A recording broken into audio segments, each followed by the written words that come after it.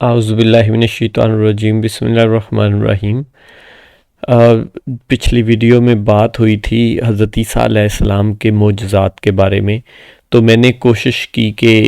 وہی والی آیت جو ہے آپ لوگوں کے ساتھ شیئر کر دوں، اور ہمارا ٹاپک جو توحید اور شرک کا ہے اس کے لیے میرے خیال سے ون آف دی ٹاپ اگر آیت ہو سکتی ہے کوئی قرآن پاک میں، اس کو سپورٹ کرنے والی سب سے بڑی آیات جو ہیں، اور بھی ہیں کچھ، لیکن یہ جو آیت ہے میں سمجھتا ہوں بہت بڑی آیت ہے توحید اور شرک کے ٹاپک کے لیے۔ تو ہم اس کو، بہت لمبی آیت ہے تو کوشش کرتے ہیں ساتھ ساتھ ہی پڑھیں اور ساتھ ساتھ ہی اس کو سمجھیں۔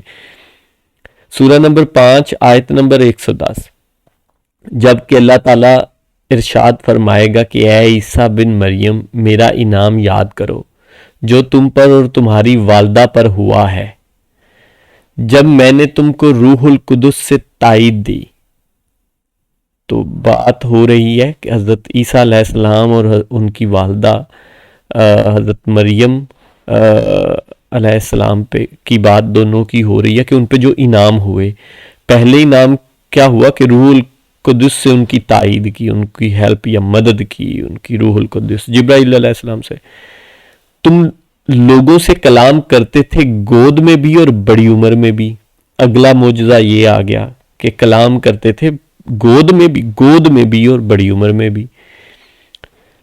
جبکہ میں نے تم کو کتاب کی اور حکمت کی باتیں اور تورات اور انجیل کی تعلیم دی۔ اب یہ آپ نے غور کیوں میں اس آیت کو، ایک تو حضرت عیسیٰ علیہ السلام کے پاس دیکھیں کتنے معجزات تھے، کتنے معجزے اللہ پاک نے دیے حضرت عیسیٰ علیہ السلام کو،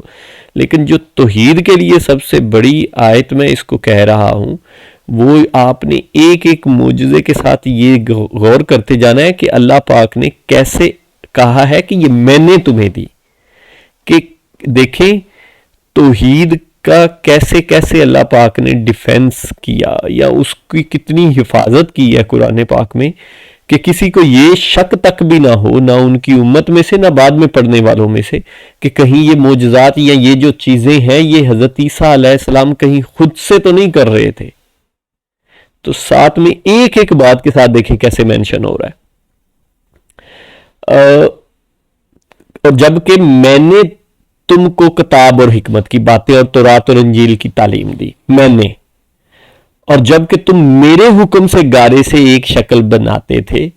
جیسے پرندے کی شکل ہوتی ہے، پھر تم اس کے اندر پھونک مار دیتے تھے جس سے وہ پرندہ بن جاتا تھا میرے حکم سے۔ دیکھیں میرے حکم سے، دو دفعہ سٹارٹ میں بھی بات کیا کہ میرے حکم سے گارے سے شکل بناتے تھے، اور پھر وہ پرندہ بن جاتا تھا میرے حکم سے۔ تمہارے پاس کوئی چیز نہیں ہے، تمہارے پاس کوئی اتھارٹی نہیں ہے، اور یہ حضرت عیسیٰ علیہ السلام کی بات ہو رہی ہے جو پیغمبروں میں، رسولوں میں ٹاپ۔ آپ وہ آیت بھی پڑھ لیں جس میں اللہ پاک نے نام لے کے بتایا ہے کہ ہم نے بات رسولوں کو بات پہ ایک فضیلت دی ہے، اور اس میں حضرت عیسیٰ علیہ السلام کا نام لیا ہے اور حضرت موسیٰ علیہ السلام کا، کہ ان کو تو ہم نے بڑے رتبے دیے ہیں۔ تو اتنے بڑے رتبے والے پیغمبر اور رسول کی بات ہو رہی ہے، اور ان کو ساتھ میں کہا جا رہا ہے کہ تم نے میرے حکم سے گارے میں، کہ تم خود سے کچھ نہیں ہو، یا تم نے وہ نہیں کیا، یا تم نہیں کر سکتے وہ۔ تو یہ توحید کو الٹیمیٹ فارم اگر آپ سمجھنے کی دیکھیں تو یہ ہے، گارے سے ایک شکل بناتے جیسے پرندے کی شکل ہوتی، پھر تم اس کے اندر پھونک مار دیتے جس سے وہ پرندہ بن جاتا میرے حکم سے۔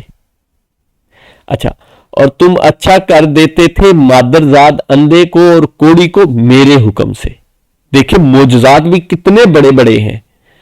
لیکن ساتھ میں میرے حکم سے۔ اللہ پاک وہاں بھی توحید کی کتنی حفاظت کر رہا ہے کہ شرک سے کتنا بچنے کی کوشش سمجھا رہا ہے ہمیں کہ کس لیول تک بچو، کہ کہیں کسی کے ذہن میں یہ شک بھی نہ آئے کہ یہ حضرت عیسیٰ علیہ السلام نے خود کیا تھا، میرے حکم سے ہوا تھا۔ اور جبکہ تم مردوں کو نکال کر کھڑا کر لیتے تھے میرے حکم سے۔ دیکھیں پھر، اور جبکہ میں نے بنی اسرائیل کو تم سے باز رکھا، میں نے، یہ بھی اس پہ بھی غور کریں کہ جبکہ میں نے بنی اسرائیل کو تم سے باز رکھا، جب تم ان کے پاس دلیلیں لے کر آئے تھے، پھر ان میں جو کافر تھے انہوں نے کہا تھا کہ بجز کھلے جادو کے یہ اور کچھ بھی نہیں. دیکھیں کہ میں نے بنی اسرائیل سے تم کو باز رکھا، کہ تمہارے اندر کوئی اتنی طاقت یا اتنا وہ نہیں تھا، میں نے باز رکھا تھا. تو یہ بات آپ کے ساتھ بہت لمبی ہے، آیت آپ خود پڑھیں، میں نے پوائنٹ آؤٹ کر دی ہیں چیزیں، ان پہ خود غور کریں کہ اتنے بڑے پیغمبر کے ساتھ یہ ہو رہا ہے. اور ہم جس طرح کی باتیں کرتے ہیں خالی اولیاء اکرام اور درویشوں اور ان کے ساتھ، انشاءاللہ نیکسٹ اگلی آیات اسی طرح کی اور بھی شیئر کرتا ہوں، میں پہلے بھی بہت ساری کی ہیں، تو ان پہ خود آپ غور و فکر کریں کہ ایک ایک بات پہ اللہ نے کہا میرے حکم سے، میں نے کیا میرے حکم سے، کہ کسی کو شک بھی نہ ہو کہ کوئی اور بھی کر سکتا ہے. ان کا مقصد کیا ہے یہ خود غور کریں نا، کہ کہیں کسی کو شک بھی نہ ہو کہ کوئی اور کر سکتا ہے، یا ایون پیغمبر خود ہی کر سکتا ہے. اور ہم تو اولیاء کے ساتھ اور پیغمبروں کے ساتھ اور حضور پاک صلی اللہ علیہ وسلم کے ساتھ کیسی کیسی چیزیں ایسوسیٹ کی ہوئی ہیں. ذرا نعتیں اور اس طرح کی چیزیں سنیں، اپنے سوسائٹی میں کیا وہ چیزیں رائج ہیں، اور خود ان پہ غور کیا کریں، اور قرآن پاک کی